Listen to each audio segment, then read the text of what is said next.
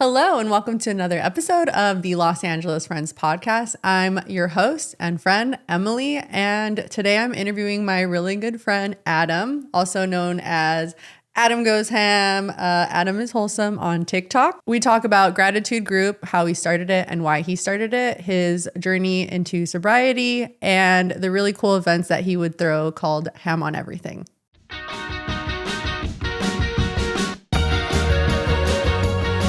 How have you been? I haven't seen you in a while. I know. I'm good. Yeah. Yeah, living life. Living life. And life, you live it for sure. I do live life. I feel like you're really good at just, I don't know, doing shit. Yeah, I have a motto that I want to have a life worth living. I love that. Yeah. I'm kind of like, you'd be surprised. I do a thing called Gratitude Group. That I'm actually kind of a depressed person and I'm pretty negative. And so I feel like if we have to be alive, might as well live a life worth living. Yeah. I feel like I've gotten a lot of inspiration from your videos and just like all this shit that you do on a daily basis. I see him and I'm like, I want to be like Adam. Do you want to know how that even came about? Yeah, let's do it. Like probably 6 or 7 years ago.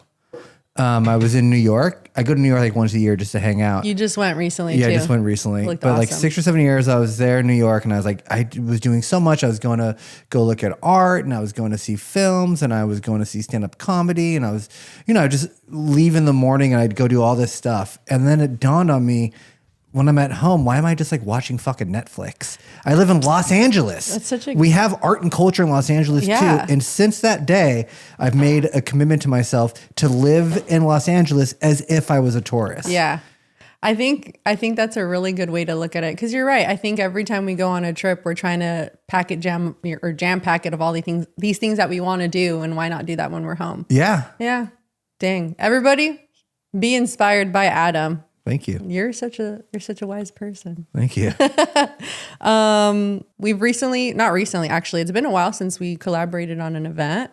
But we are planning on doing one soon. We are. Yeah. Next weekend. But I don't know when this comes out. No, they'll have had missed it, but I'm really excited about that. I think it'll be really fun. I know we don't have all the details, but we'll discuss it afterwards. We'll figure it out. Yeah. So sorry, people that are watching now or listening now, but I'm sure we'll do something eventually again. You guys missed out. Yeah. Yeah. It's so fun. If you didn't go, you missed out. If there's free food, people will show up. Yeah. Yeah. Unless they're at Camp Flognock. So we'll see. Should we cancel and just go to the festival instead? I hate festivals. Really? It's the worst way to see live music. Oh, I was about to say, like, you love music. Yeah, it's the worst way to see live music. Yeah? Yeah. You prefer like a more intimate venue. Yeah. Yep. What's your favorite venue? Oh, I mean, I think that... Just depends. Yeah, I mean, one of my favorite venues hasn't been doing good shows. I love the Echo, the upstairs room at the Echo. Although I've been to a lot of iconic shows there, but their booking has been great. Oh. I don't think I've been there. Oh.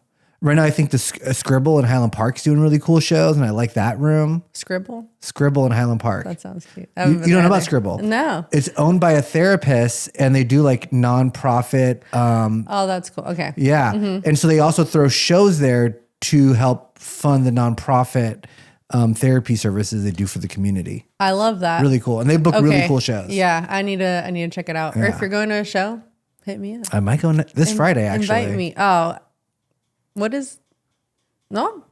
I'll let you know. Yeah, maybe I'll come by. All right. So just for starters, where are you originally from?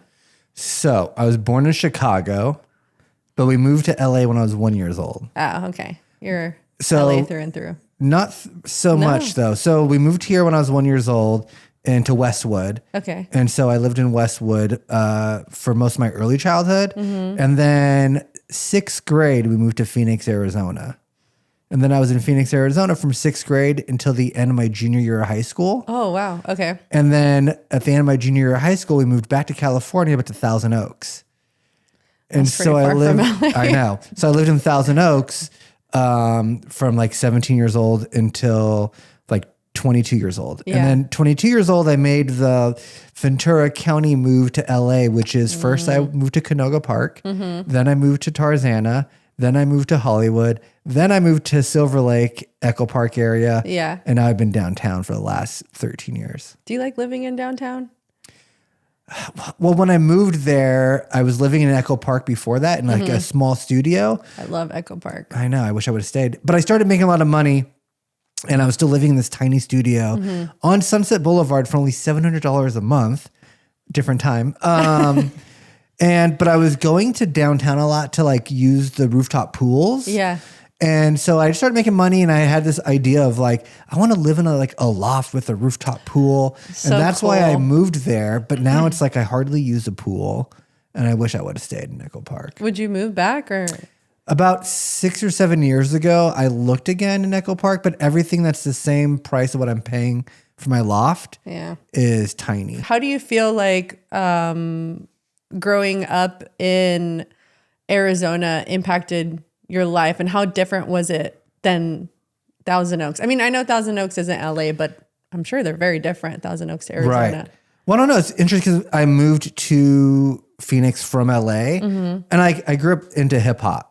And so I had a lot of pride about being from LA. Yeah. And I held on to that. But then... Even as a sixth grader?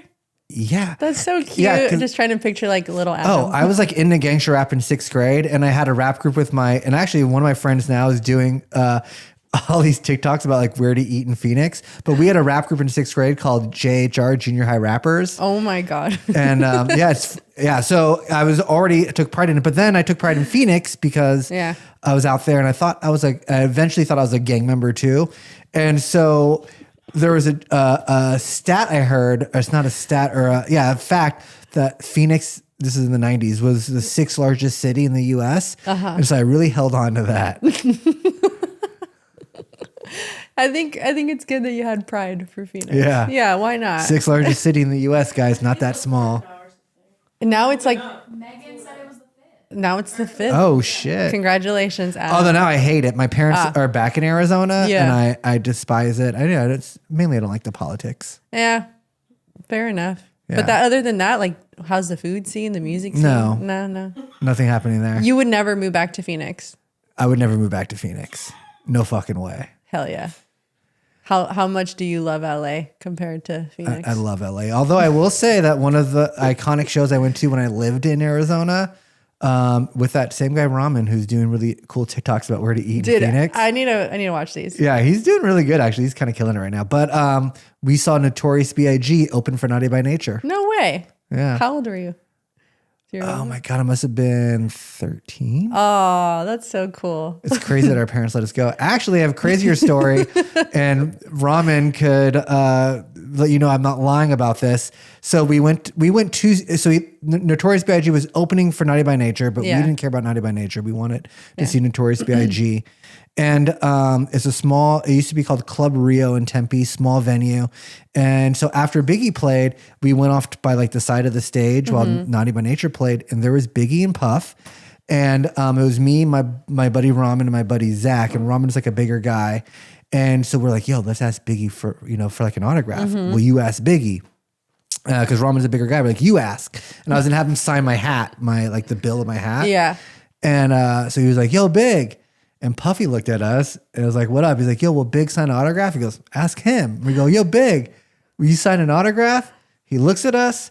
He had like a towel around his neck because he just performed. He looked at us, took his towel off, spun around and goes, and turned around and walked away. No way. So no autograph. Damn. From Biggie. Okay, so we want to talk to you about ham on everything. Yeah. I don't think that well, actually, we've never really talked about it, but back in the day, you used to throw crazy parties. Called ham on everything. Just, tell me about that. Well, that came from me. So what happened is that I got sober in 2009. Congratulations. And so thank you. So like prior to that, remember I was going to shows and I was passing out flyers and I wanted to be a part of, but also I was like a terrible drunk. First, I was in jail for 3 months, and then I was only allowed to be released to a rehab for 90 days. Okay. And so I was like out of the picture for almost a year.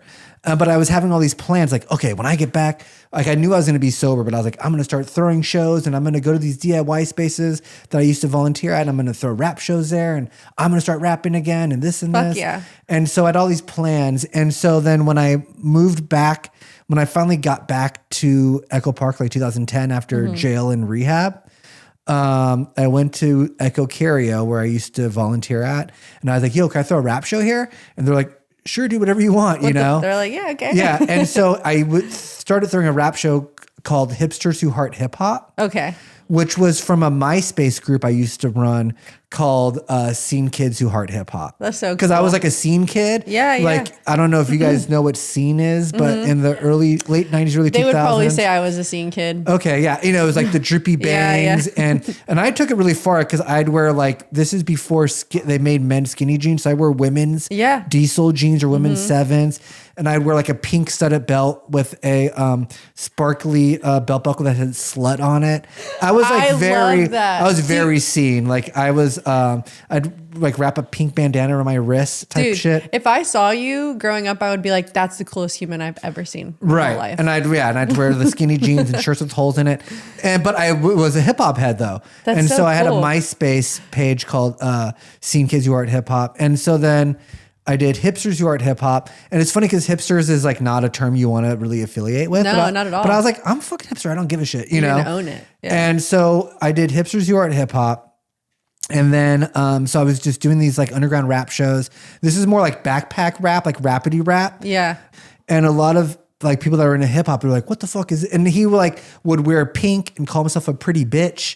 And it was like really breaking like the gender norms, breaking especially gender in the norms hip-hop in world. hip hop world. And so hip hop heads that weren't in on the joke. Yeah. Like, this is whack. What is this? But I loved the joke and I was in on it. And so I'd go to this at the shortstop in Echo Park. There was a thing called Wildlife Wednesdays. And so I would go there and they'd play like Southern rap from the early 2000s, but they wouldn't play Lil B or Gucci Mane or Waka Flocka. And I was getting more into that stuff. Yeah, yeah. And so we'd go there and I'd be doing the cook dance and I'd do all this shit. You know, I was really into it. And I loved it. And the whole swag thing. And so I started doing a night at the show. I was like, yo, I wish there was somewhere to like go listen to like Lil B and Waka Flocka and Gucci Mane and all this stuff. And this is like 2010, 2011. Trap rap is just starting. You know, sorry to go ahead. But like, I remember growing up, I used to listen to like more like pop punk music. And then Of Mice and Men had Waka Flocka on one of their songs, so like funny. I go hard in the mother. And it was so cool to listen to that in like a middle of a breakdown of like a, That's like funny. a punk song. I don't know. That shit was cool. But I remember like that coming into our world when I think I was like probably 14, 15 years old at that time. And then the punk goes pop. Did you ever hear that shit? Yeah. Or the punk goes crunk. Yeah, or that. Yeah. So fun. Yeah. I liked it. Yeah. Yeah. And but that kind of rap, the Lil B and Gucci Mane was so far removed from Hipsters Who Art Hip Hop because that was like real rap shit, like real backpacker, rapidy rap, cipher, rapping in the cipher type of shit. So I went to the shortstop and I just said, can I do a night here? And they were like, sure. Yeah. And so I started doing every other Thursday night and I called it Swag It Out at the Shortstop. That's so cool. And then it was still called Hipsters Who Art Hip Hop Present Swag It Out at the Shortstop. And we would just DJ and play, Lil B and stuff like that. How would you promote these events? On MySpace still? Or I think at this point it was like Facebook events. And you could do like the mass invites to your whole friend list. Yeah. But also I was like putting up flyers around town. That's cool. I was like printing flyers and going all around Echo Park and Silver Lake and putting up flyers. And so I started doing Swag It Out at the Shortstop. And at this time I was also going to warehouse parties. But warehouse parties were only playing like boring house music. I've been to one warehouse party and actually my cousin Gema took me and I was probably like 15 years old. I don't remember that. There was this one guy there. Yeah, you remember. Dude, I had no business being there, but it was cool. Like Gema would take me to go do shit I shouldn't be doing, but yeah. Yeah. Oh, you went to Ham? Yeah. Oh, sick. Well, this is how Ham came about. Yeah. So doing the Swag It Out at the Shortstop every other Thursday. So I'm moving away from Hipsters Who Art Hip Hop and the really rapidy rap stuff and playing just like fun stuff like Gucci Mane and Lil B. But I'm going to these warehouse parties. But they're playing boring like house, like, and I like house music now, but this is like boring, like people just nodding their head and high on cocaine type of shit. Yeah. Wasn't my vibe. And so I was like, yo, I want to like mix shit up and I want to start doing parties at warehouses where we play this kind of shit like Lil B and Waka Flocka. But there was like a new rap scene happening. like on Fairfax. Yeah. Where it was like the 87 Stick Up Kids and the Chill Black Guys and Krayshawn. All this other stuff was kind of coming out of the Fairfax scene. Yeah, yeah. And I was like, yo, I want to do warehouse parties where we play like Lil B, but we have this like Fairfax rap scene doing short performances in between the DJ sets. So I'm talking to Romo, who's my partner who you saw on that podcast. Oh, yeah. Yeah. So he's my partner who I was doing ham with. And then DJ Stereotype was like our resident DJ. And so I'm talking to them and I'm just telling them this idea. I think I'm going to change the name to like Go Ham Productions. And my boy DJ Stereotype goes, hell yeah, we're going to go ham on everything. Oh, I love that. And I was like, ding, ding, ding, ding. That's the name. That's cool. And so what happened is that I just started going to these warehouse spaces and I was like, yo, how can I throw a party here? And I just started doing these parties. We would just play like ratchet rap or whatever, or trap rap, whatever you want to call it. Yeah. And I have short performances in between. It just kept growing and growing and growing. How would you find these performers? Like were they coming off SoundCloud or something? I mean, the first it was just a Fairfax scene. Yeah. And then from that, it was like, yeah, then I guess it turned into SoundCloud stuff. I mean, that's when I started getting disillusioned with it, and when I got too SoundCloudy. But I ended up booking a lot of these dudes really early on, like Little Uzi Vert and so Playboy cool. Cardi and Father, or I Love McConan. I guess these things would blow up. It was very internet based. So like when I Love McConan, the club going up on a Tuesday blew up on the internet, I reached out immediately and I was like, yo, do you want to perform at ham?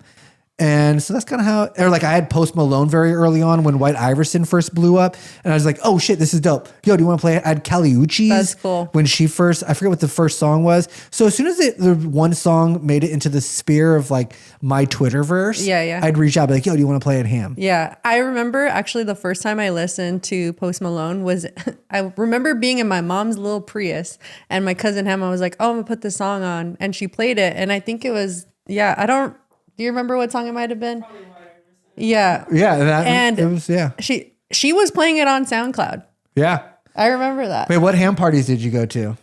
Oh man, I was honestly going all the time with my friends. So. What were like some standout performances you saw at ham? But I really don't remember. I was doing stuff.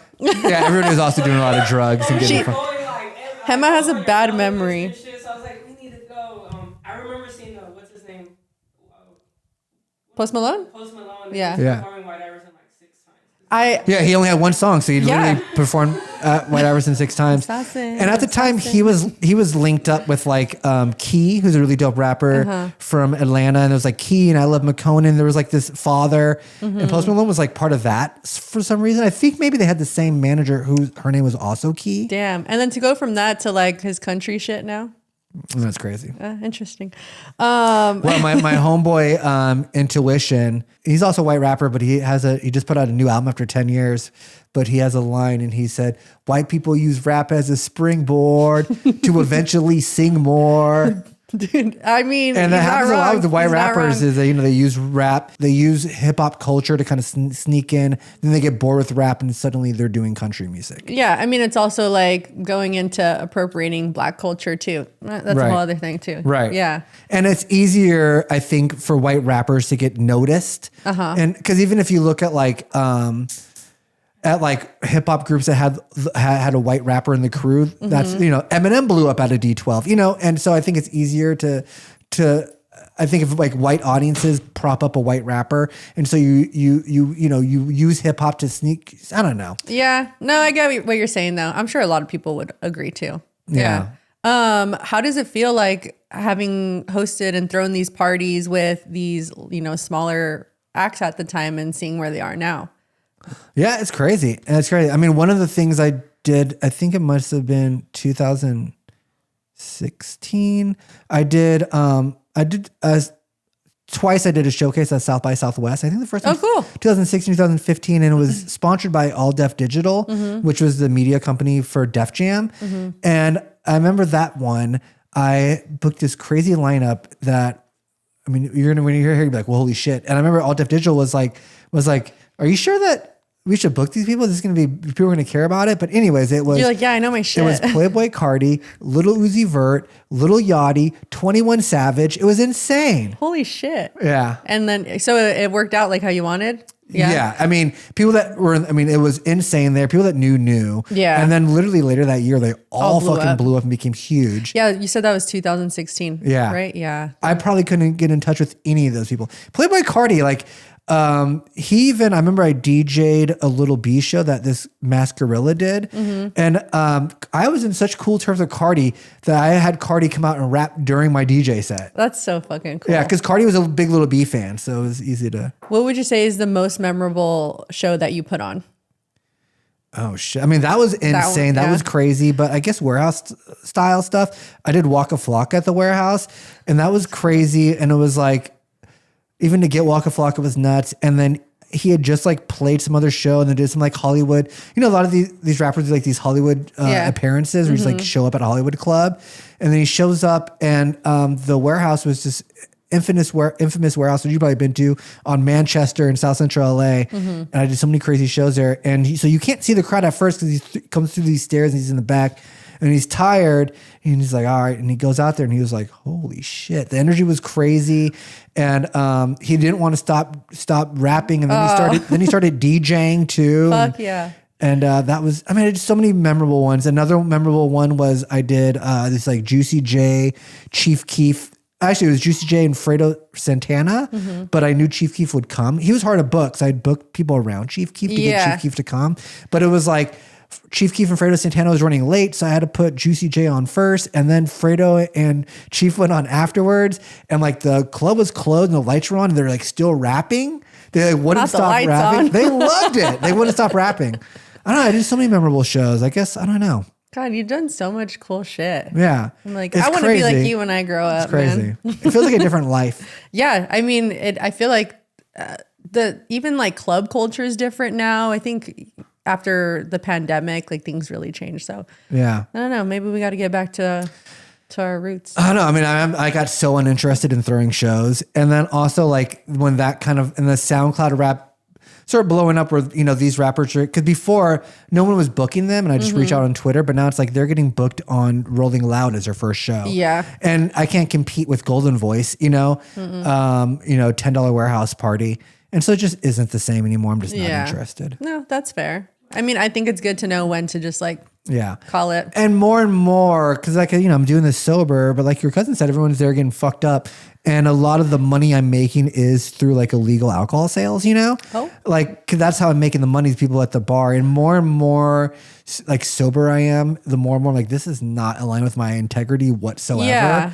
And eventually I felt so disillusioned with how much it wasn't aligned with my integrity that I had to stop. I can imagine it like kind of fucks with your moral compass then. Right. Yeah.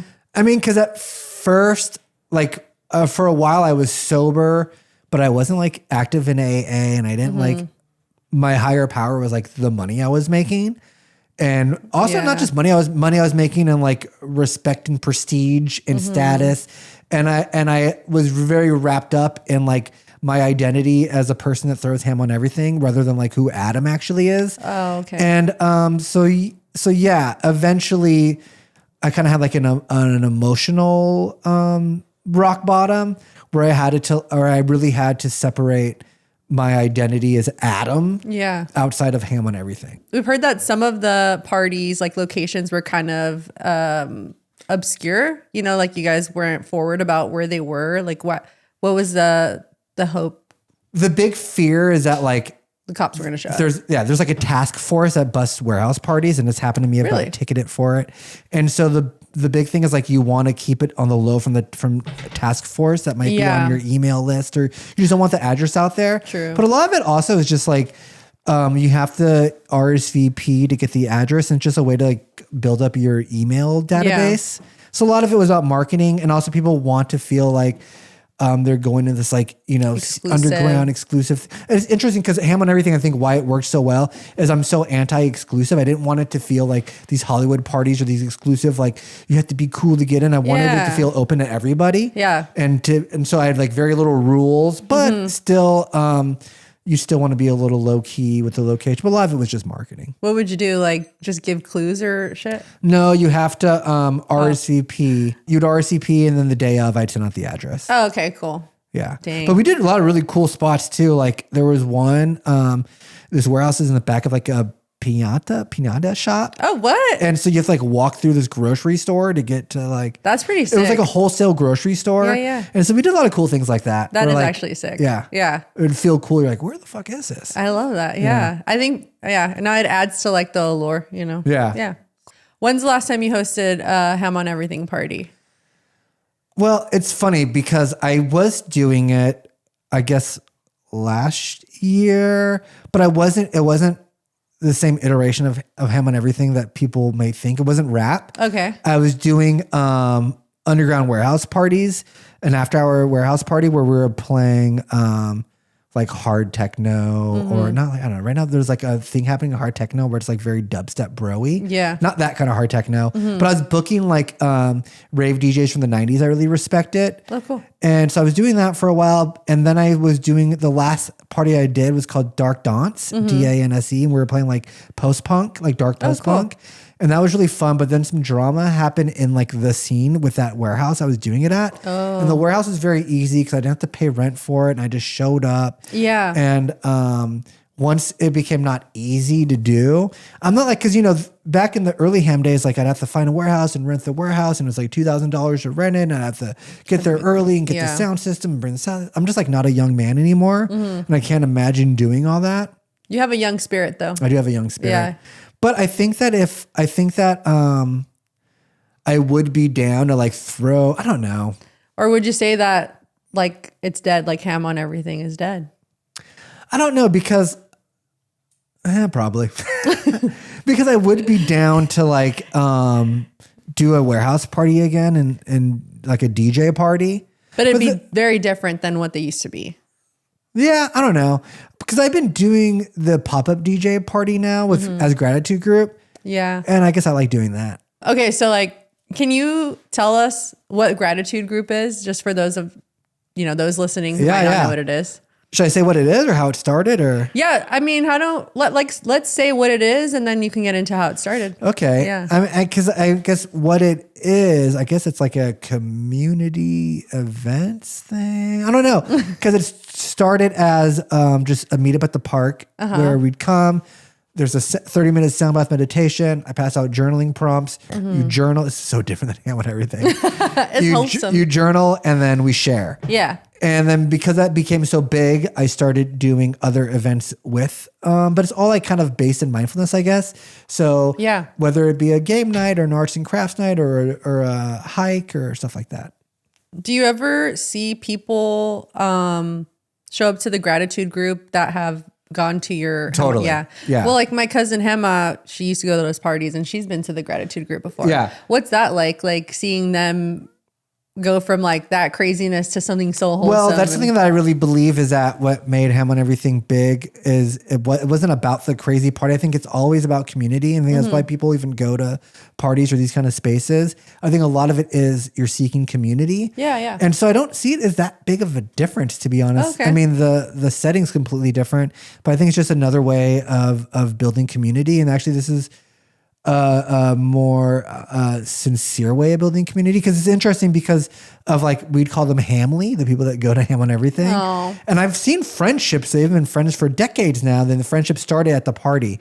And so I don't know, I just think I have always had this knack for some reason of like building community and gathering community. What do you think like called to you that made you feel like I need to be a person that does this instead of being the person that like goes to the community events? Like you're the one who runs it. Well, like, I think it's funny. Like what you said is how before we were recording, you said, oh, social anxiety is scared of you. But I think that I have so much social anxiety that it's easier to hide behind the mask of the extrovert, of the person organizing. Cause then you're like I don't know.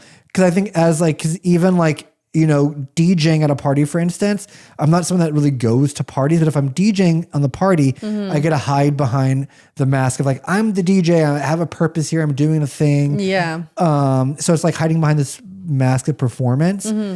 But what inspired you to start the gratitude meetups? So what really happened is, like I said, for a while, Ham on Everything became like my identity and being like my higher power. Like my God was like prestige and money and status.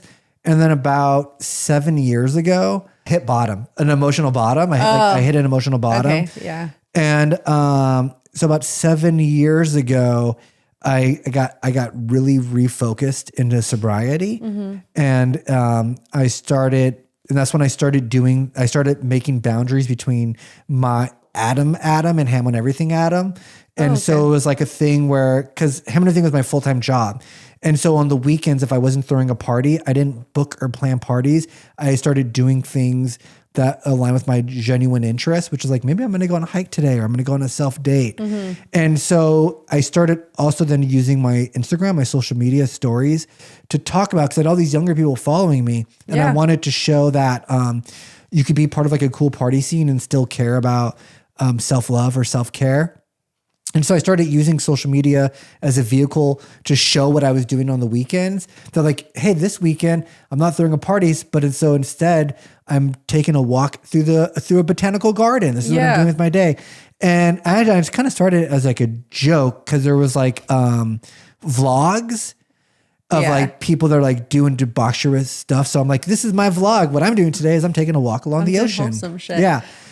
And so so more and more as I'm leaning into that, and I'm creating a boundary between Ham on Everything Adam and Adam, the more the parties like weren't aligning with how I was feeling. So how Gratitude Group formed then, it's so I had followers already on social media because of Ham on Everything. I had people who used to go into things that I organized because of Ham on Everything and other DJ sets. And so towards the end of 2020, when things started opening up a little bit, I had a friend named Brian who opened a space called Haven, and it was like a nature studio. Oh, that's because awesome. Nobody wanted to be indoors yet. Yeah. And so it was like an outdoor studio where there was like yoga and sound baths and breath work and shit like that. And at the time I was talking a lot about my morning routine, having a slow morning. And so he reached out and he goes like, yo, do you want to host your morning routine here? Oh, okay. Yeah. And I was like, oh, I don't know what that would look like. And I was like, I guess I'll like bring my record player and I'll play some ambient records. Yeah. And I'll give people some journaling prompts and bring coffee. That's fucking awesome. And that was the first one. Yeah. And so that was like September of 2020. And so, I just played some ambient music and passed out journaling prompts, and then we shared and drank coffee. Yeah. And then I want to host an event similar to that, but and I need a DJ, so I'll let you know. I'm here. I'm in. And so we did that. And then I was going to do it as a regular thing there, but then there was a spike in COVID cases. Oh, yeah. So I didn't do it. And then I brought it. Then I was doing it on Zoom. And at first on Zoom, it started off like a lot of people showing up. And it would just be like every Sunday morning, I'll put on ambient music on the Zoom, and I'll put journal prompts on the thing. We just journal and share. That's so But then cool. people stopped showing up. And I was like, eventually I'm going to do this again, like in a park. Yeah. But I just like wasn't doing it. And then I do want to say that it's like really admirable that you're so open about your self-care and like how much time that you put into yourself every day. Like I watch your stories all the time, and I feel like it's also really important that men are more open about those things. Like I'm sure a lot of men see your stories, or like younger guys, and they're like, oh, like it's obviously okay to open yourself up to that and like to take care of yourself. I mean, you know, I mean, my thing it was like, this is dark to say, but it was like self-care or suicide. Yeah. Because when I say I hit the emotional bottom, it was like I put a lot of my self-worth into like women.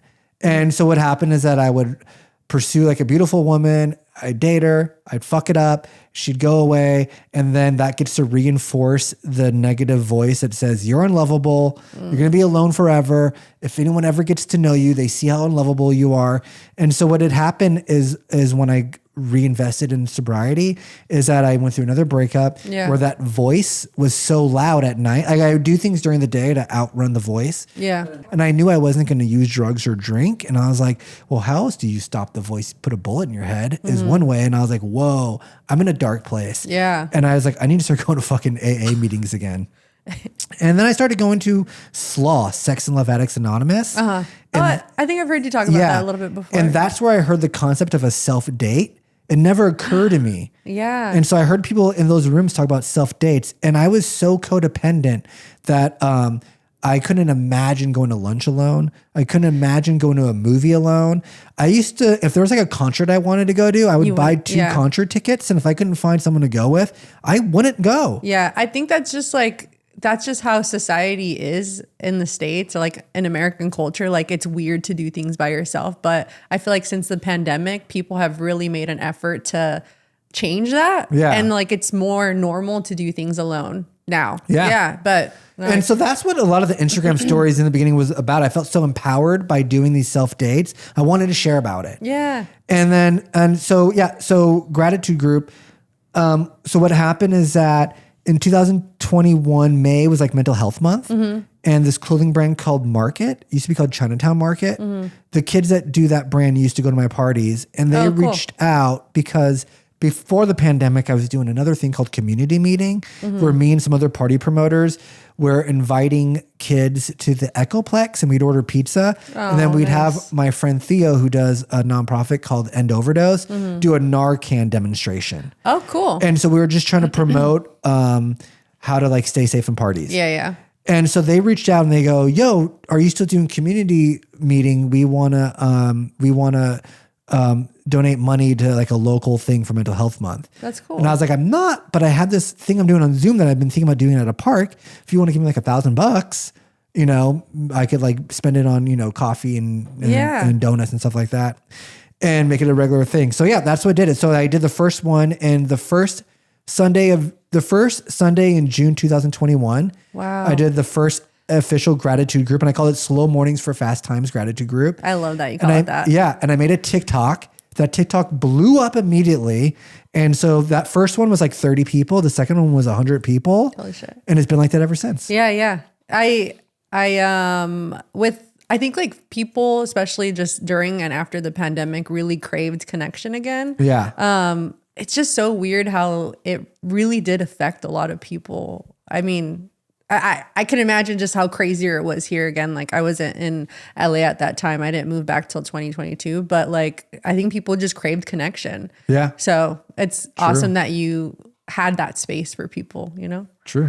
Fuck yeah. Yeah. It's crazy. Yeah. So since that first gratitude meeting, how have they changed?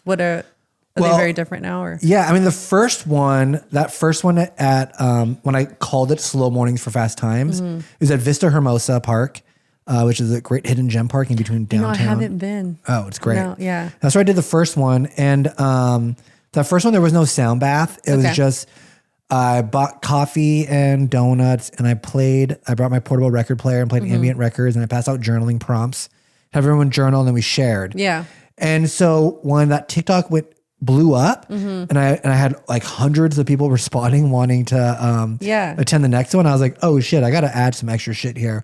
And I'd been to a couple of sound baths and kind of dug them. And so I was like, okay, I should have someone do a sound bath. Yeah. And so every first and third Sunday, and I added the sound bath, and then like so many people kept showing up. So I think maybe 6 months in or so, I was like, I should do other events to like, to let people form community in, you know, other ways. Like, what do you want to do with gratitude group now? Like, where do you want it to be like a year from now, or how do you want it to evolve? Oh, I don't, that's the thing too. Even with Ham on Everything, I never like plan for anything to be big. Yeah. I'm not a big planner. I'm just like have no expectations and just show up and let things unfold organically the way it's going to unfold. Yeah. So I have no plans for it. Okay.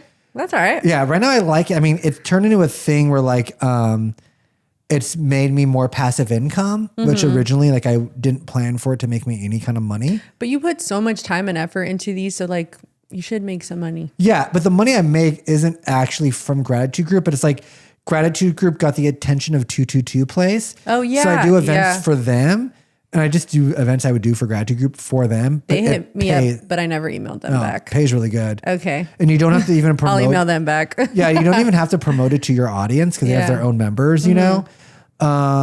So yeah, I mean, I'm stoked I made passive income.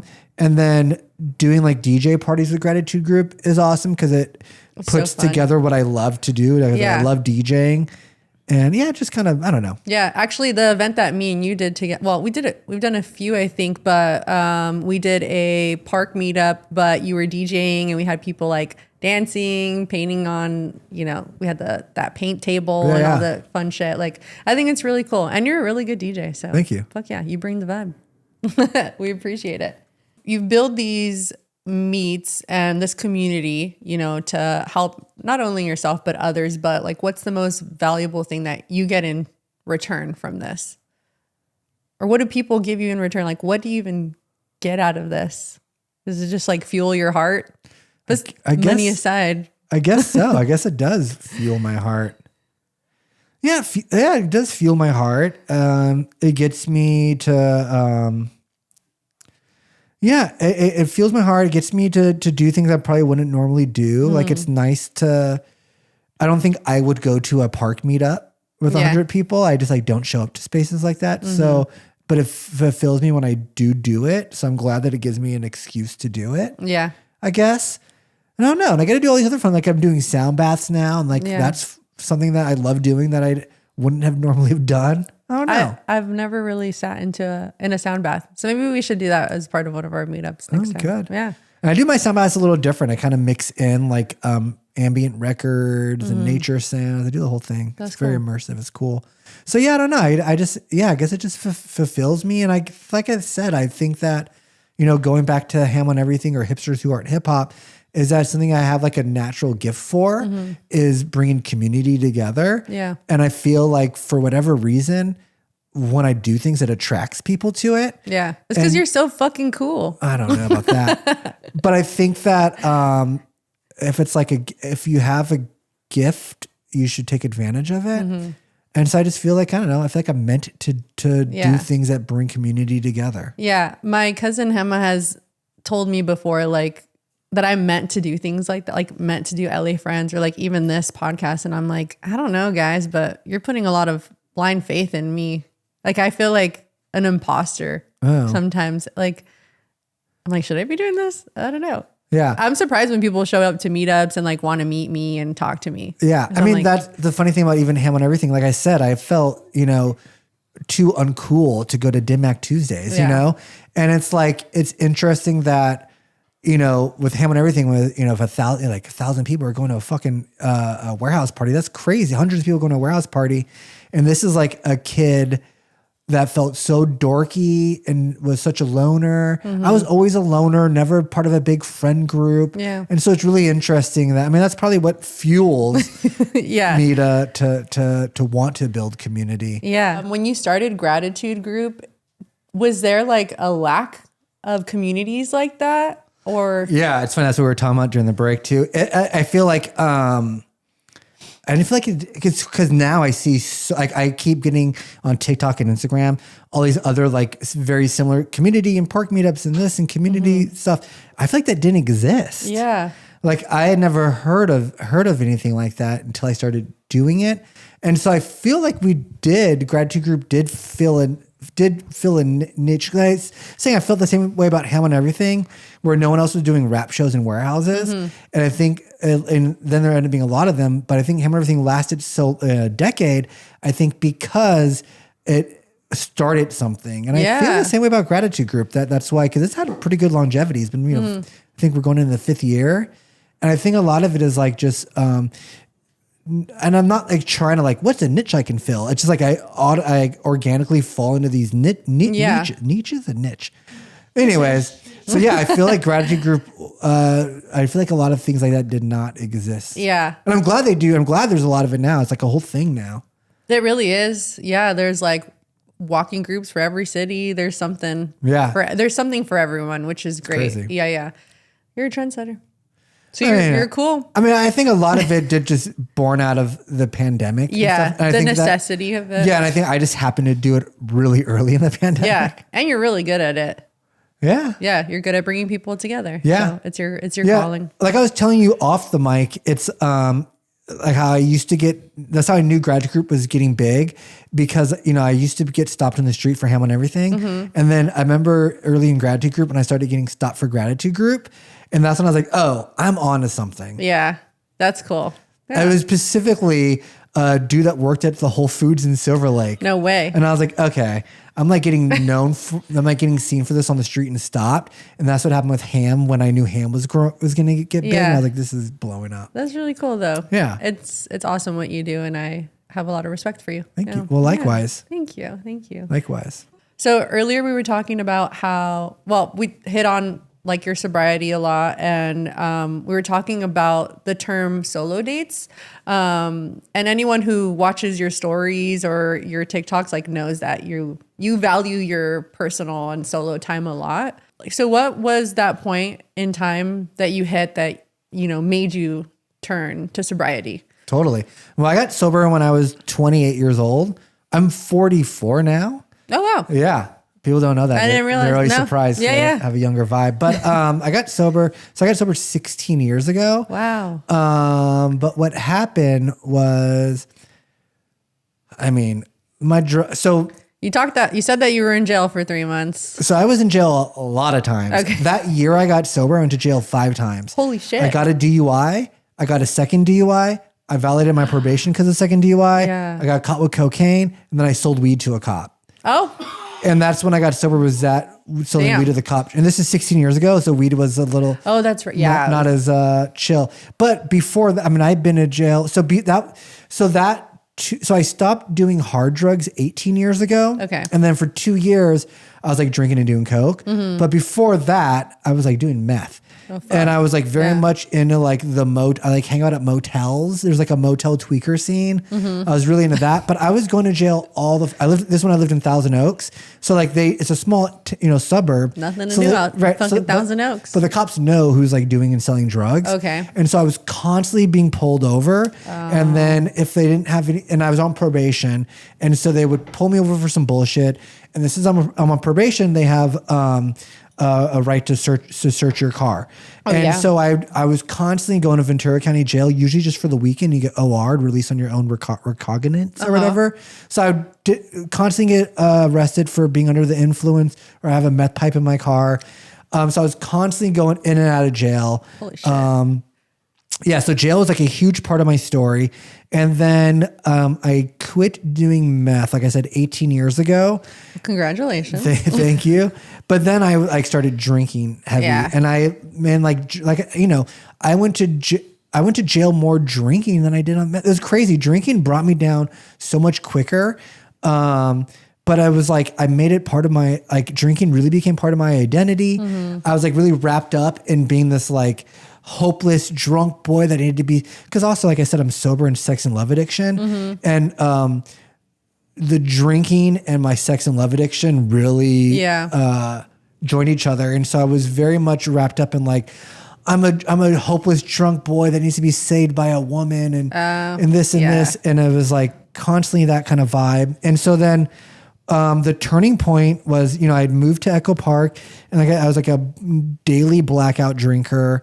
And I thought blacking out, like I didn't think it wasn't like a rock. I didn't think I was in a rock bottom because I was having fun. I thought I was having fun still. I've only ever blacked out once.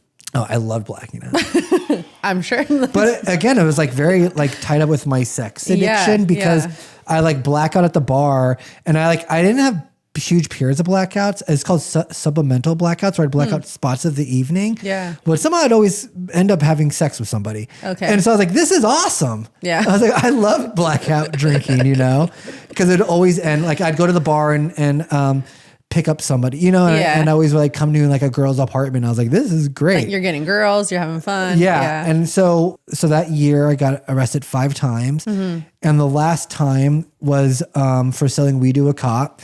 And so I get brought to LA County Jail, and I thought, okay, so in LA County Jail, it's it's overpopulated. So you do like 10% of your time. Yeah. And so I was like, sales was at 180 days. I'll do maybe 3 weeks, if that is what I assumed. And so I got in, and I was like, I'm gonna be in for 3 weeks and be right out. And actually, this also really ties into my sex and love addiction, that I was living in this like in Echo Park off Coronado and Sunset. It was like this triplex kind of thing. And I had 2 girl roommates, and one moved out, and this girl moved in named Kelly, who I was like sleeping with, but she'd only sleep with me when we were drunk. Oh. But I really liked her a lot. And then we like did this plotting to get the other roommate out. And it was this crazy plotting we did where we pretended we were being evicted. It's crazy. Oh my God. So we got her out to move in Kelly's friend. And I had just recently like made out with both of them when we were all drunk. And I was like, so the day I got arrested was the day that girl was moving in. And I was like, I'm gonna have so many fucking threesomes. Yeah. I was like, you're like my sex and love addiction life is like coming full force. So that's the day I got it. So the day she was moving in is the day I got arrested. And then they took you to LA County, you said? Yeah, and I was like, shit, I'll be on 3 weeks. I'll be right back. I'm gonna have threesomes. I'll be ready. Yeah. And but my mom's also in recovery and sober. So every time I got arrested, I call my mom and she said, "Are you ready to admit you have a problem yet?" That must have been really hard on your mom then. Yeah. Oh, yeah. sure. Yeah. And so she said, "Are you ready to admit you have a problem yet?" And I was always like, no. So this time when I was sitting in jail and I thought I would still only do 3 weeks. Yeah. I made a list, and the list was like, okay, I thought I'd put this list on my fridge, and if I broke this list, then maybe I have a problem. Oh, okay. And the list was, I'm only going to drink beer and wine on the weekdays. No more hard liquor on the weekdays. I'm only going to drink six whiskey gingers when I go out. I'm only going to smoke weed when I watch comedy movies. Like it was ridiculous. Okay. And But you're making a list. That was a good step. I was making a list, right and I was like, direction. if I break this, Then maybe I'll call my mom and tell her I'm ready. Yeah. And so I had this list in front of me. And then the more time I sat in jail with this list, the more time I realized this is insane. But then what really was there's 2 things that were really the big turning point. Is one was I came across the Alcoholics Anonymous Big Book in LA County Jail. And so I was like, oh, great. I'm going to read the Alcoholics Anonymous Big Book and highlight everything I don't relate to. So I can prove to my mom that I'm not an alcoholic. And by the second chapter, it was like, you highlight holy shit. Yeah. I'm an alcoholic. So I had this moment where I was like, I'm a fucking alcoholic. But then what really did it for me, and this was the turning point where I knew I was never going to drink or do drugs again. You know, I love literature, but you don't get good literature in the LA County Jail. And so you read what you can get. And so I wonder if we can donate books to the... Maybe. You know, there's a French writer named Celine that Bukowski wrote a lot about. And I was really into Bukowski, but Celine wrote a book called Journey to the End of the Night. And I remember it's a really big book and it's like real literature. And I saw that somebody was using it as like, cause in LA County Jail, you don't get a pillow. And so you put things underneath your mat to prop it up. And I saw that novel and I was like, oh, a real novel. Oh my God. And so I asked this guy, I'm like, dude, I'm so sorry. Can I borrow that book?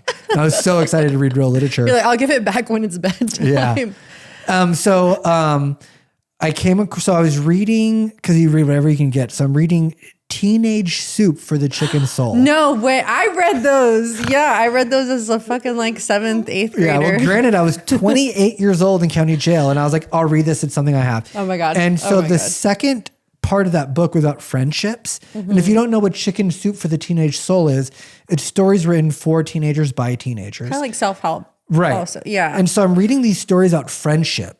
And at this point, you know, I made the list. I knew the list was crazy. I read the AA book and realized I'm an alcoholic.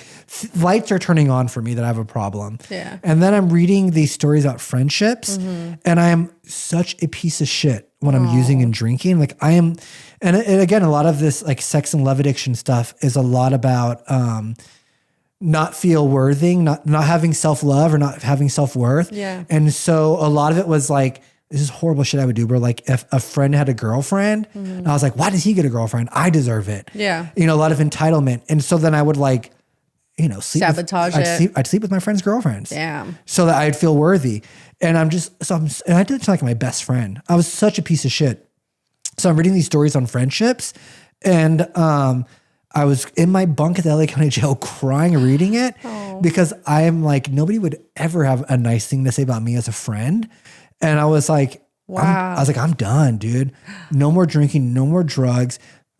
Chicken Soup for the Teenage Soul was like the turning point where I was like, I'm a horrible person when I drink and use. Oh my God. I'm done with this shit. Wow. So that was the turning point. Wow. Okay. Yeah. Yeah. And I mean, I can't just wrapping my mind around like I'm trying to picture you in your cell reading person. that fucking book. Oh yeah. With these fucking teenage girl stories, but like Crying. I mean, in the jail, crying. That's incredible that was there and it helped you. Yeah. It was like, I was just like, Holy dude, shit. this life needs to change. And I know that like drinking and drugs that when I'm drinking or using drugs, I just know that I'm a piece of shit. What's something that has helped you like stick to your sobriety? AA. Yeah. Yeah. And SLAA. You know, I don't talk as much about sex and love addiction because I feel like AA is so widely accepted. Like you see it in movies and stuff. Yeah. But like you hear the word sex addict, that sounds crazy. Yeah. That sounds like a pervert in a trench coat, you know, flashing people. But Sex and Love Addicts Anonymous is what really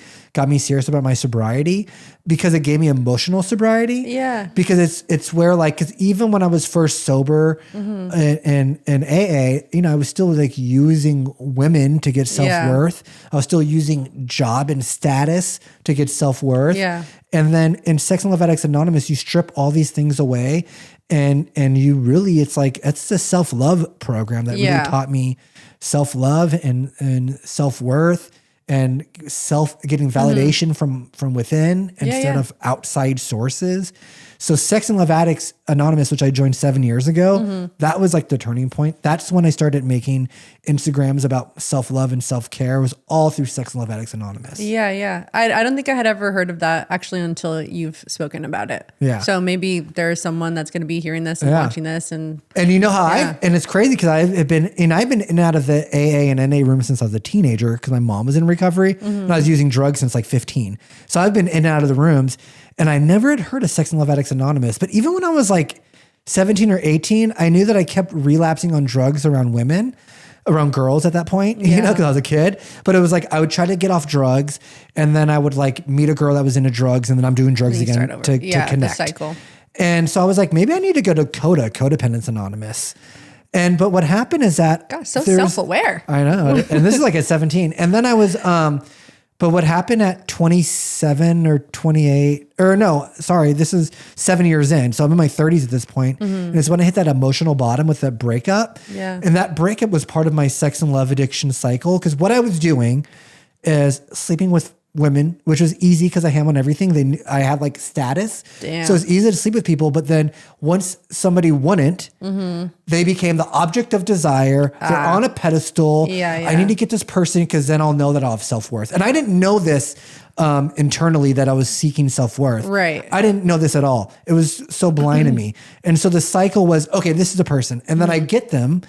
And then I self-sabotage the relationship because then once I self-sabotage and they pull away and then it becomes, can I get validation and worth back from this person that now is like disgusted in me because I cheated on them or whatever.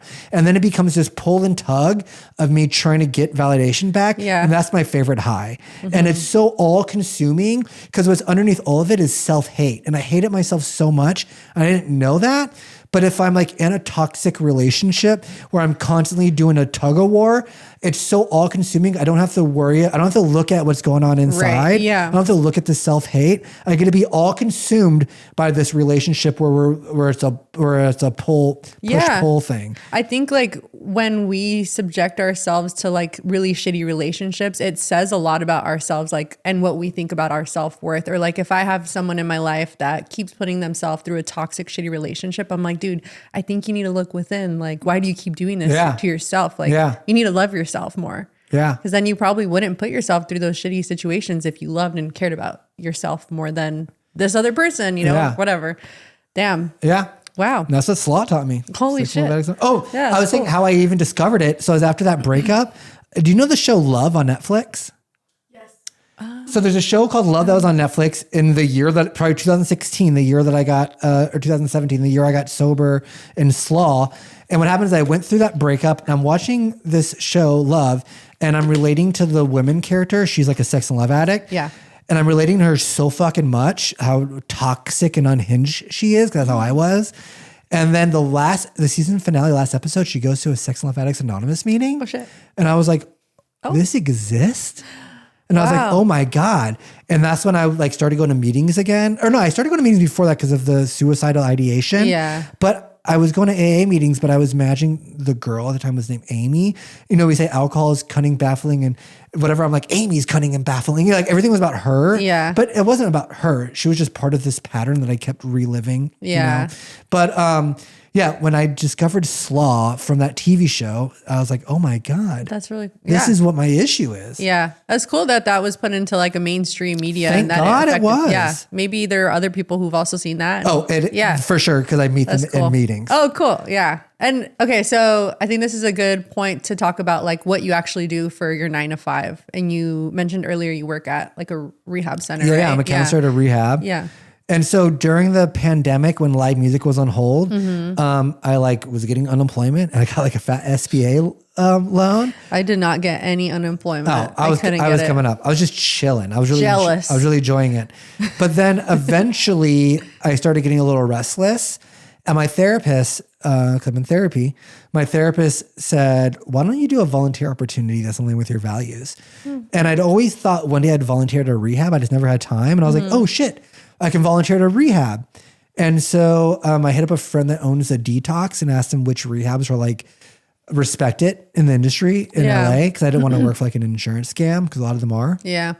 And so I just did a cold reach out to these rehabs, and the one that I work at now let me come as a volunteer. And I just did a morning journaling group there on Saturday mornings, and I loved it. And I was like, maybe this is what I need to do for work coming out of the pandemic. So I went back to school to become a counselor. And now the place I volunteered at, I'm now I'm a counselor and case manager at that rehab. And that's my 9 to 5. How do you feel like your experience as an alcoholic and an addict has like helped other people in your day-to-day life at work? Oh, I mean, huge. I mean, I think that it's hard to relate to someone that hasn't been there. I mean, it's funny because what I thought is that the way that I thought the universe was working for me is that because when I got into self-love and self-care and Sex and Love Addicts Anonymous and Ham on Everything, like I didn't have to, at that point, I didn't have to do much, and I was making a lot of money from it. Yeah. And it gave me a lot of free time to focus on my self-love and my self-dates and my self-care.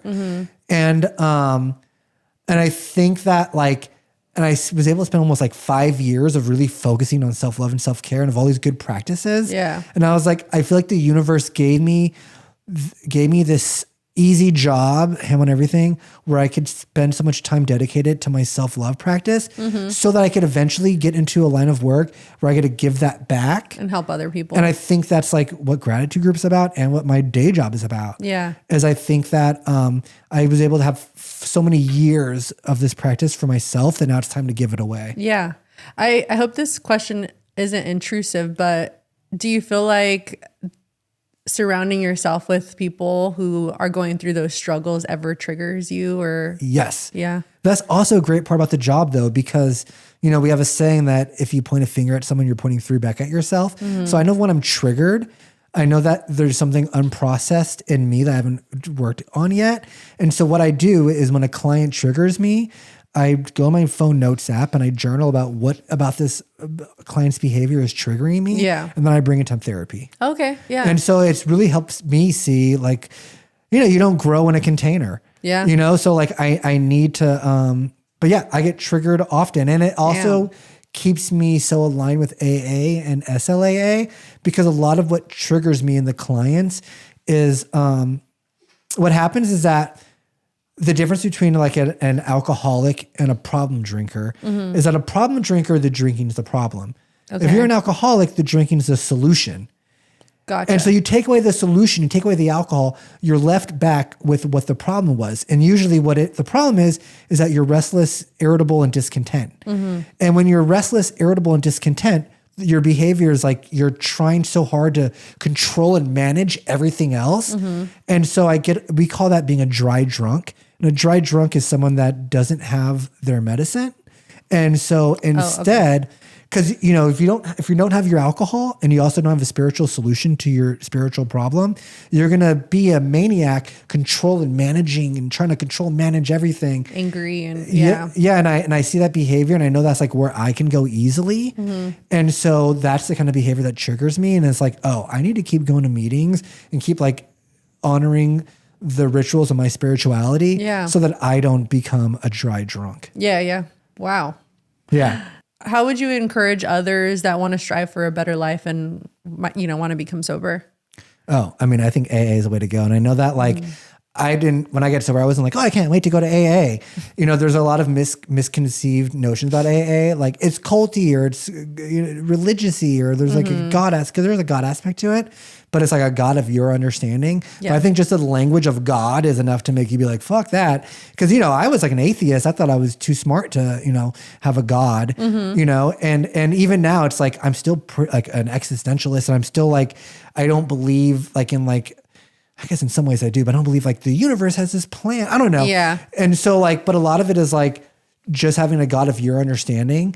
And that could be like, GOD, good orderly direction, or just like whatever it is that like, I don't know. So for me, it's like, let go of whatever's holding you back from like going into a 12-step program and just like drink the fucking Kool-Aid. Cause who gives a fuck? Yeah. Just like, you don't have to be Christian or believe in Jesus. You can put that aside, but like there's this program that can really help if you just. Yeah. And I think that a lot of it is like, we so badly want to like think that I don't know. It's just like, stop trying to, because what's so powerful about AA and the 12 steps and SLAA is that you're like, the thing is that you turn your will and your life over to power greater than yourself, which just means that like, I don't need to be in control anymore. Yeah. I don't need to manage anymore. I don't need to sweat things anymore. I could just like show up and be my best self and just like turn all this shit over and just know that like God has gotten it. Yeah. And then to me, God isn't like a sky daddy. Yeah. But like it's a superpower that I don't have to stress on shit. That I'm able to turn it over and just give it away. Yeah. To God. Yeah, I get that. Yeah. Cause to me, God would be like just the universe, the world. It's not like a man up in the clouds. Exactly. Yeah. Exactly. The universe, the nature, whatever it needs to be. So I think like if you want to get sober, go to fucking AA and let go of any preconceived notions and just fucking try it out. Try it out. Yeah. Lean in. Okay. Is there someone in your life that has been pivotal in your sober journey? God, I can't say journey. Journey. That's just going to be the take. I'm not going to re-say it. yeah, that's cool. Sorry, Kevin. Someone's been pivotal. I mean, but I guess that, sobriety is like a choice you need to make for yourself. Like no one else, like so badly we want like our boyfriend or our girlfriend or our parent or our brother or our sister to get sober. But it's like, there's nothing a human power can do. And that's why we tell you need a higher power, because no human power in the AA book, it says no human power could relieve my alcoholism. Yeah. And my therapist is like a CSAT. So she specializes in sex addiction and love addiction. And so that has been really helpful. But you really just it has to come from you. You have to do the work and like, yeah. Okay. And I think like with like, because sex and love addiction, it's funny because I say that my thing is like, sleep with women and then one woman to sleep with me. She's the one I obsess on and then I ruin that. And then it's just back and forth, pull and tug. But what it really is, I guess when you have unprocessed childhood trauma with a parent, you try to repair and redo it in your adult relationships. Yeah. And so that dynamic in relationships is just me. My mom being an alcoholic. Yeah. The connection was uncertain. And so when I came home from school, I don't know, am I going to get the loving mom or the mean drunk mom? Yeah. And then I get myself in these other relationships where again, the connection is uncertain. And it's just like constantly reliving your trauma and you eventually have to break the fucking pattern. Yeah. God. Ugh, I don't want to talk about the trauma my parents gave me. But no, yeah. And it's a lot. I think that trying to repair and redo it in our adult relationships is what we constantly, we're constantly, and something that like happened in my last relationship that became a love addicted relationship, which happened like 3 years ago. My therapist said something to me that really, got me to leave this relationship. And it's interesting because it like the way that I was to women, she was to me. Oh, now because at this point I'm sober and slaw. Yeah. And now I'm like being emotionally abused, the way that I emotionally abused women. And what finally got me to leave this abusive relationship is my therapist goes, Adam, you don't have to live in the emotional state you lived in as a child. Because that's what this woman did, is that she was so the connection was so uncertain. I didn't know if I was going to wake up to like an I love you text or she's mad at me about something text. Yeah. And so And I noticed that she's like, so why do I stay in this relationship? What am I getting out of it? Is that I'm trying to repair this relationship with my mom. Yeah. And I put myself back in this emotional state I lived in as a child of uncertainty and connection. And my therapist said, you don't have to live like that. You don't have to live in that same emotional state anymore. I was like, fucking A, she's right. Dude, I know so many people that need to hear that. Yeah. But you don't have to live in that. Yeah. You don't have to live the way you did as a child. You're not a child anymore. Yeah. It's good to be an adult now. I've definitely put in a lot of work into reparenting myself since I moved out. Yeah. I think I moved out when I was 20 and it's been hard. Like I've done a lot of work to reparent myself. There's actually a book that my cousin recommended. What's it called? Children of Emotionally Immature Parents. Dude, I hope my mom doesn't listen to this episode, but I couldn't read it. Like I read the first chapter and I was like, nope, it made me sad that I like lived through some of that stuff. I was like, this is so fucked. Yeah. I definitely need to go do therapy again. I mean, it's hard because like even our parents doing our best when we're children, it's like we don't know how to like process what's happening to us. So like it doesn't take much to feel abandoned, you know, and I don't know. Yeah. It's difficult. No, that's a whole other episode we can get into. I mean, it's crazy. I mean, I'm like right now I'm re-listening to this book called The Denial of Death. And even in the beginning, he's talking about how as children to get our needs met, it's so easy. It's like what you cry and then like suddenly there's your thing that you wanted. And then it's like magic. And then eventually that magic goes away. Oh, yeah. And like, you don't know how to process that as a child. It's like, wait, why is it also I'm not magically getting what I want from crying? Yeah. So crazy. I know. I'm like, I need to go to therapy before I become a parent. Oh, for sure. Like I've done therapy, but I want to like keep going and make it a regular thing again. Especially before I have children. Yeah. It's so easy to fuck your kids up. I don't want to fuck my kids up. Like I really don't. But I think like there's things that I think of like, oh, I never want to do that to my kid. And that to me shows like, okay, like maybe like one day I will be emotionally mature enough to like have a kid and not fuck them up. Yeah. I mean, like I said, I'm in my 40s and like things from childhood, like still, you know, the pattern still comes up and it's so, and it's like on a cellular level because like, I feel like trauma is in our body. And so it's like, even in this last relationship where like, I guess maybe I was a love addict and she was a love avoidant. And it's like on a cellular level, it's like our bodies somehow know that this person is our opposing trauma and it's going to replay this dynamic we have from childhood. Like it's so unconscious. Yeah. It's crazy. Yeah. That's nuts. Ugh. Even like in my active sex and love addiction, like I would always end up with unavailable women. And that could mean like they live in a different city or have a boyfriend. But it's like, I could be at the bar and there's like, it's a poppin' bar, it's tons of women. For some reason, I think it's my trauma could lock in on the one unavailable person that's going to like give me the one person that has a boyfriend here that's like down to cheat on her boyfriend. Somehow that's like who, and it's like, it's so crazy the way that when I'm in my active addiction, how much my trauma finds the right person to connect to. Yeah. Damn. And like turns out, oh, she has a boyfriend and she's a stripper. Cool. Taking it back to like to your self-help stuff. What's some advice that you would give to someone who's like looking to do, you know, more work on themselves besides like go to therapy, but like self-help dates? Well, or like I do think that therapy is important. I think a lot of people get like self-help books and like, oh, this will fix me. But it's like you could read self-help, and I've done it. And you read self-help books, but like you're not going to embody it the way that you embody it if you do something like therapy or a 12-step program. Yeah, where like there comes a certain point where you need to like stop reading the fucking self-help books and just accept who you are as a person. I think acceptance is very important. But I will say self-dates have been huge for me.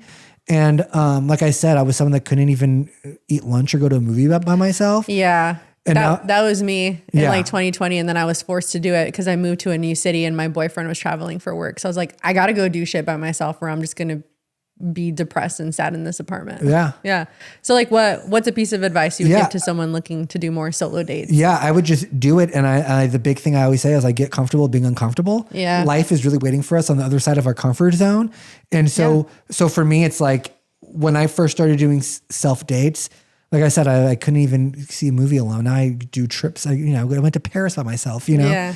And what I did first is I had like a routine that I did every Sunday for probably 4 months. When you get your flowers? Is it that Well, what I routine? used to do is when the arc light was where the arc light existed, it used to be the arc light, Veggie Grill, and Amoeba Records. Oh yeah. So every I used Sunday, to go to that Veggie Grill. so every Sunday I'd take the train, I'd go to Veggie Grill and have lunch by myself, which was a big deal. And then I'd see what's playing.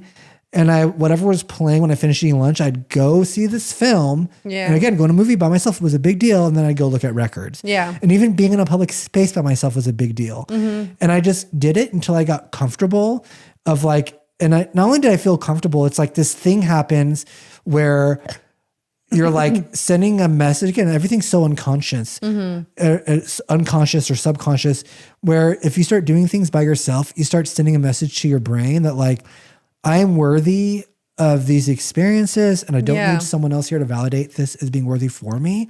Because what you don't realize is what you're subconsciously telling yourself when you need to always have somebody with you. Like, oh man, I'd love to go on this hike, but I'd love to go to this concert to see my band I love, but no one wants to go, so I'm not going to go. So what you're saying, the message you're sending your brain is, I'm not worthy of this. Yeah. Someone else needs to be here to validate this situation for me because I'm not worthy enough to validate this for myself. And so I started subconsciously sending this message to myself that like, I'm worthy. Yeah. And then, so when I got comfortable and I started feeling this self-worth, I just started like, what else do I like? And I just started trying all these other things I like, or things that like I would normally would be like, oh, I gotta find someone. I have like so many niche interests, like going to author readings or going to see like really weird avant-garde jazz. People don't like doing that. Yeah. And that's okay. And so I do the things by myself. And then to lean into the discomfort. So like I discovered I loved going to watch jazz and I go by myself and I like weird avant-garde jazz.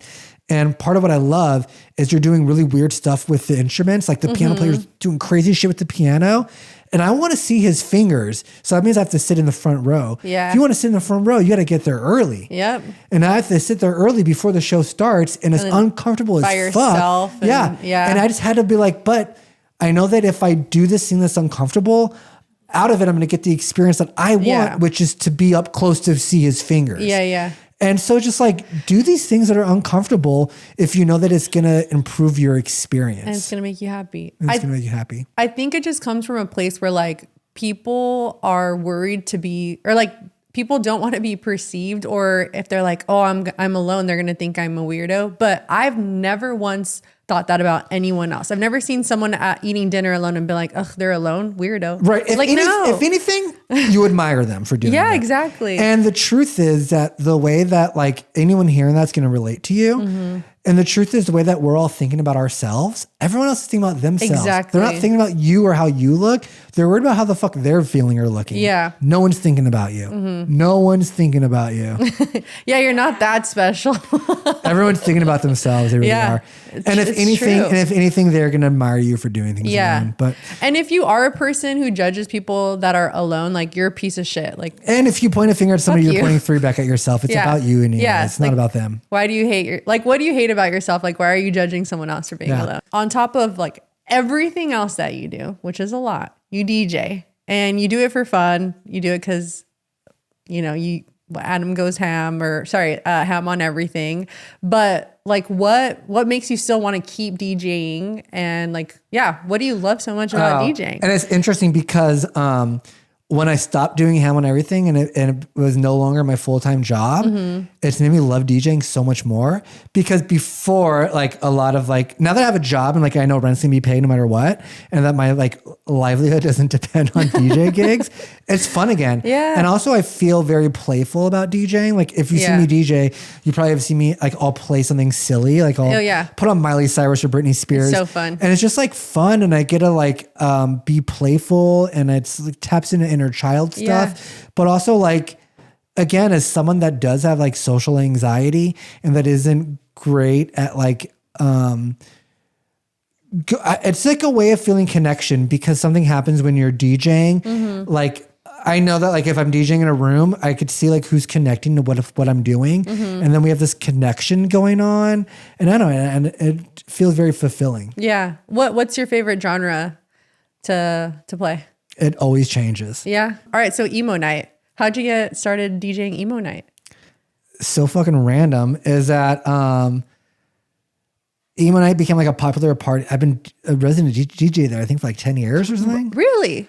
Oh Yeah. shit. Okay. And so what happened is that it's funny because I was doing like a smaller emo night at the Lash, which was a bar downtown. And then emo night was like blowing up. At first it was at the Shortstop and I was like jealous of how much they were blowing up. And then I like did a tweet about like wanting to throw a basement emo show and who I'd book. And then emo night randomly responded to my tweet and goes, that sounds like a lit DJ set. You should DJ at emo night. Dude, that's so cool. And I DM'd them. I'm like, I'm down. You're like, for real? And so I DJ'd one emo night.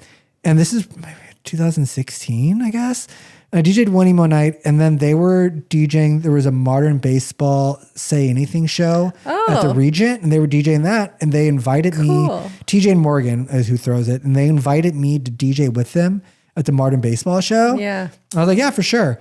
And I DJ'd that. And then they were like, dude, you should just be a resident DJ. That's so fucking cool. Yeah, and that's how it happened. So literally on Twitter. That's I don't awesome. know if we were even following each other. I miss when Twitter was cool. Yeah. Like I used to love Twitter so much, Yeah. but then I think I finally deleted my Twitter a couple years ago. I just stopped using it since Elon. Yeah. And then I don't use it. I deleted it too. I didn't like that they wanted to make a For You page for Twitter. It's like, no, I just want to see the shit that people I follow repost because that's who I think is funny and why I follow people. Yeah. So Twitter's not the same. R.I.P. Twitter. R.I.P. It was definitely one of the best. What's like one of your favorite things about DJing there? Because it's every month, so you don't get tired of it. No, I mean, it's interesting because the kind of emo music I liked isn't the kind that I play at emo night. Yeah. And so it was like a trial by error thing that like I had to learn that like playing Bright Eyes or Get Up Kids or even Save the Day isn't going to work. Yeah. That what they want to hear is like Paramore and Sum 41 and Pierce stuff like the Veil, stuff all like that. which like I wasn't into and all. Yeah. And I guess because I'm a little older, it's like when that stuff came out in 2008, I was already like a hipster and I liked like indie music. That was me in like 7th grade. I think that's when I discovered Pierce the Veil. That was like very Hot Topic core. Yeah. And so at that point, I'm like in my early 20s and Hot Topic's not cool. No. And so, what I like is that I like that I had like learned this new stuff and I like. That's cool. And so it's like, oh, I don't know. I like how happy like My Chemical Romance makes people. Yeah. Yeah. I didn't know the difference between My Chemical Romance and Nine Inch Nails. Like I literally was so it was so removed from what I was into. Yeah. But so I love that. And I love like just seeing like, I don't know. It's just the joy that it brings people. Yeah. It's fun to see people like being happy and that's again like a reason why I still like hosting my LA Friends meetups. You know, I like seeing people happy and like having a good time. It feels good. Cause then I'm like, I did that. Yeah. And I like, exactly. And something I like about DJing, like genre specific music is I like the research. And so since I wasn't into that kind of emo to like do the research, it's fun to me. And you learn a lot more about music that way. And you have, and I have an appreciation where like I have 3 chairs for, what's the name of the My Chemical Romance album? 3 Chairs for Revenge or whatever. I have that on vinyl now. I have like, I have like brand new records on vinyl, like stuff that I didn't think I was into. Yeah. Dashboard Confessional. I didn't think I was into it. And so it turns out, oh shit, I do like this. You're like, I do like this music. Okay, cool. Fuck yeah. Okay, so now we're nearing the end of our interview. So we're talking about LA food. This is a little fun part. So we're doing this segment called This or That. So I'm going to ask you these questions in rapid fire. So I want you to just answer them fast and then we'll move on to the next one. And we try to move on fast, but it never works out. So maybe this time it'll work. All right. Throwbacks or deep cuts? See, there's no quick. For my listening pleasure at home, it's deep cuts. When I DJ, it's throwbacks. Fuck yeah. I would never DJ deep cuts. Yeah. I think DJs that DJ deep cuts are whack. It's like you're trying to show, look how cool I am. But in my personal life at home, I'm listening to deep cuts. All right. I think Gema probably asked that question. Museum or record shop hopping? Record shop hopping. What's your favorite record store in LA? Well, I have 3. I still love Amoeba. Yeah. I still think Amoeba's great, and That's really you can cool. find good used records there. I love Gimme Records in Highland Park. Okay. I think they're great. I like Record Safari in Atwater Village, and as a runner up, I'll say Going Underground in Little Tokyo. Cool. I need to check out more record shops. Yeah. Yeah.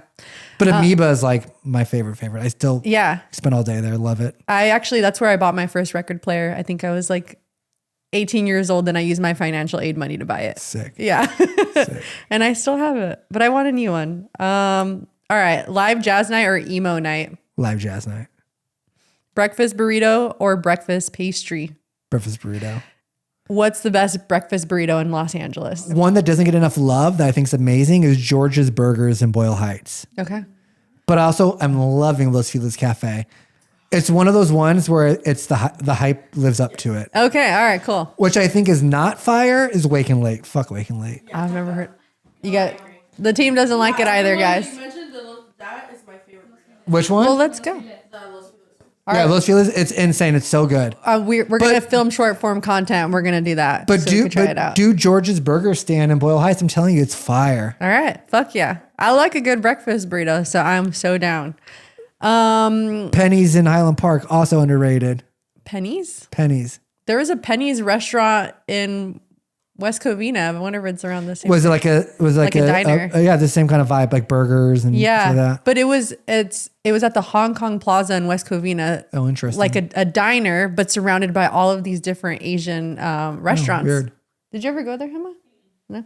Favorite pizza slice in LA? Quarter sheets. I still haven't gone. I mean, quarter sheets is the best, but it's not a slice; it's a square. Yeah. So my favorite slice tomato. is Danny Boy's. I think Danny Boy's is the best New York slice in Los Angeles. And I think Le Sorted is also very fire. I like their pizza's pretty bomb. And then one that people don't know about in downtown LA is Braazo. Brazo. Great fucking New York slice. No one talks about it. It's not in any of the list. I love pizza. Pizza doesn't love me, but I'll still eat it. But quarter sheets is where it's at. Nothing's like quarter sheets. All right. Mind blowing. I gotta fucking go. I've been wanting to go ever since I've heard you talk about it. Yeah, nothing. Yeah. Nothing compares. All right. Metro, bus, or subway? Subway. New Beverly Cinema or Alamo Draft House? Alamo Draft House. I don't drive. It's so hard to get to New Beverly Cinema. Yeah. I could walk to the Draft House. I'm a Draft House. Okay. I'm a member. Yeah. I pay $29 a month. Unlimited movies. Oh, fuck yeah. It's like AMC A-lister, but... Yeah, but for Alamo. Yeah. That's cool. Hollywood Bowl or Greek Theater? Greek Theater. It's such a cool place. Although, if you go to a show at Hollywood Bowl and you have the money to be in the pit, where you stand in the pit, it feels like an intimate, Yeah. like underground show. That's so fucking... Those venues are so cool. I love them.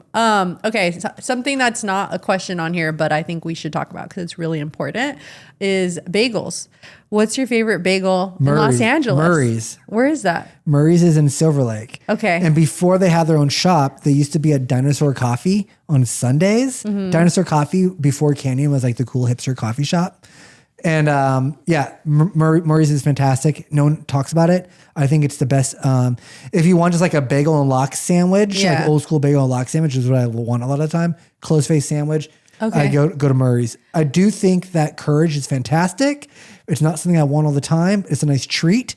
That's expensive. It's very expensive.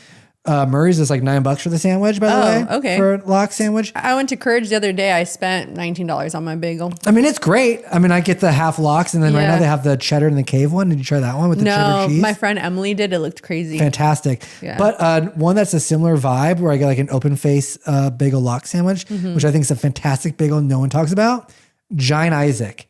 Jyan Isaac. Okay. Which is next door, and it was there first, to Layla's in Santa Monica. Oh, I haven't had Layla's, but I've heard about it. It was a big uproar when Layla's opened next door to Giant Isaac. Oh, shit. And not only does Giant Isaac have great bagels, their baked goods are fantastic too. Okay. Their panasui, So it's on the west side? it's on the west side. Okay. Fantastic. I'm gonna try these out. Big I Giant Isaac promise. person. Okay, so with the bagel, you like a chewy bagel? No. Yeah, me neither. That's one thing like me and my boyfriend kind of butt heads on. He wants a chewy bagel. Yeah, he's like, bagels are supposed to be chewy is what he says. Because we go to Hank's, but I like Hank's, like it's fine, but it's too chewy. I'm like, I don't want my fucking jaw to hurt. So that's why while I don't I'm like. eating. That's why I don't like Bell's in Highland Park. chewy? My face hurts from chewing. Yeah, like it's fun. I'm working out my jaw here. Yeah. Yeah, it's shitty. Well, I'm glad we agree on that. Yeah. Wow. I'm glad there's no controversy between us. No controversy. Chew bagels are gross. All right. You heard it Who here. wants to hurt your jaw? Dude, it's like, I don't want to work hard to eat my fucking bagel. Damn. All right. We do this thing, or we're starting this thing called A Message for LA. So, yeah. Do you have a message for the city of Los Angeles? And if you do, can you tell them in that camera right there? A message for the city of Los Angeles. Maybe not like to Karen Bass, but like for the people. Yeah. Anything you want to show love to, any one-sided beefs with the city, parking meters, or just simply a messages for Los Angeles. Yeah, I got some messages for Los Angeles. One thing just hit my mind yesterday. I went to the Mocha and I went to one of the talking tours. Guys, take advantage of the talking tours at the museums. Ooh. Every museum has an art educator that will take you through a talking tour through the exhibit. Take advantage of it. I think it's great to get extra context when you go look at art. Mm-hmm. So I love that. Take advantage of our museums, especially do the talking tours. Take advantage. I think right now the most interesting thing music-wise happening in LA, go to venues like 2220 Arts and Archives on Beverly. They're doing really interesting things. There's like a really interesting avant-garde underground thing happening cool. that you need to dive into, and take Metro more. Yeah. I think every other major city uses Metro. San Francisco, Paris, New York. I think that there's a classism issue happening in Los Angeles where you think, oh no, the Metro's for poor people. They really do think that too. It's so fucked up. Or I think it's like a villainization on addiction and mental health. There's crazy people there.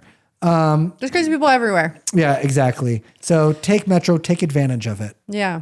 Those are good. Also, Adam does post like weekly Adam picks. I haven't been doing it lately, but I will do it again. And before we're done, can you let them know where to find you? Your TikTok, your Instagram? Yeah. How to sign up for your mailing list? Totally. Adam Goes Ham is my Instagram. And there's actually a link in my bio to sign up for the email list. And the email list is the best way to find out about gratitude group events because I send it through email. So sign up on the email list. So yeah, Adam Goes Ham on TikTok. Also, I think it's Adam is Wholesome. I think if you look up Adam Goes Ham, it still shows up. Yeah. I don't know. It does? Yeah, it does. So Adam Goes Ham on all social media. Although I'm not on Twitter because when Elon Musk took it over, I really took a stand and I said, I started getting like weird far right libertarian things in my feed. I don't want to see that shit. No. Yeah. Well, cool. Thank you so much for doing this. Thank you. I know we've been talking about it literally for like probably a year since I first started the podcast. Now is so great. So I'm glad to do it. Thank you. I hope you like it. It's so cool. Yeah. Thank you so much. We really appreciate having you. And yeah, awesome. See you guys on the next one. Cheers.